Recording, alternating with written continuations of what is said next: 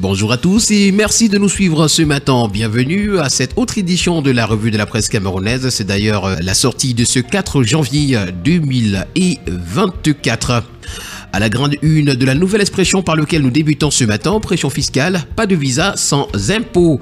Désormais, pour obtenir un visa de sortie, chaque individu doit présenter une attestation de conformité fiscale. Cette mesure oblige les citoyens et les résidents à être en règle avec leurs impôts, assurant ainsi qu'ils ont rempli leurs obligations fiscales. L'information ce matin est à retrouver à la page 2.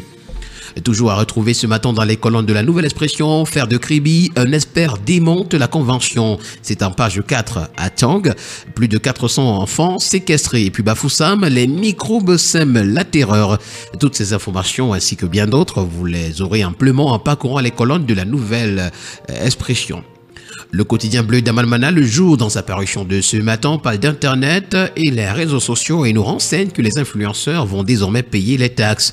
Dans le cadre des mesures d'élargissement de l'assiette fiscale prises dans la loi de finances 2024 de l'État du Cameroun, il est institué un taux allégé de 5% au titre de l'impôt sur les bénéfices non commerciaux.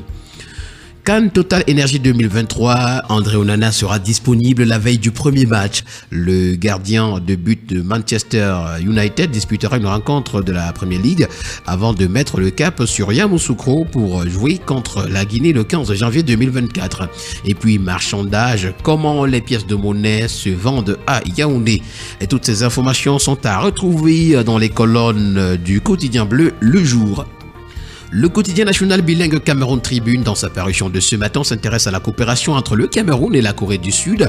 Nouveau coup d'accélérateur est le titre que nous présente le journal ce matin.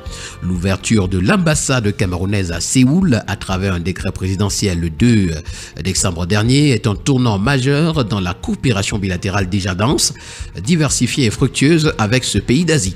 Dans une interview accordée à Cameroun Tribune, l'ambassadeur Nam King-wook entrevoit un avenir encore plus reluisant avec une augmentation des échanges entre les deux États et un accroissement des investissements. L'information complète est à retrouver ce matin des pages 4 à 5. Pour le quotidien Nouvel Horizon, on parle de l'entretien des routes. Retrouvons le transfert des compétences. D'après le journal ce matin, le ministère des Travaux publics a transféré aux collectivités territoriales décentralisées de la région de l'Adamawa de 2018 à 2023, un montant total de 9 339 755 029 francs CFA pour l'entretien des routes communautaires et régionales. Ces ressources ont été mises à la disposition de 23 communes entre 2018 et 2022 et du Conseil régional de l'Adamawa en 2024 pour un montant, cette fois-là, de 575 109 219 francs CFA. En 2023, le montant transféré par le ministère des Travaux publics aux communes et au Conseil régional pour l'entretien des routes communales et régionales s'élève cette fois-ci à 2 395 352 194 francs CFA. D'après le journal ce matin, ce ministère prend le bon exemple. Le bi-hebdomadaire Le Témoin, dans sa parution de ce matin, titre à sa grande une, gouvernement John Ngouti, 5 ans déjà. D'après le bi-hebdomadaire, alors que depuis plus de 2 ans, les spéculations sur un éventuel nouveau gouvernement vont bon train, les hommes du 4 janvier 2019 résistent désespérément, faisant de leur décret le plus long de l'histoire du renouveau. Entre-temps, les attentes continuent de se faire sentir et le tissu social se dégrade au jour le jour. Et puis, projet d'exploitation de la mine de fer de Balam, la recette de Galebi Béyé à Pékin nous est présentée également. Le journal Le Drapeau, qui met en terme à cette sortie de la revue de la presse ce matin, s'intéresse au drame du Bankolo et nous renseigne que Paul Biya offre 92 millions de francs CFA aux sinistrés. Le président de la République a octroyé donc une aide financière de 92 millions de francs CFA aux 56 familles affectées par le drame de Bankolo survenu à Yaoundé il y a quelques mois. Cette initiative louable vise à soutenir les victimes du glissement de terrain meurtrier qui a entraîné la mort de 28 personnes et fait de nombreux blessés.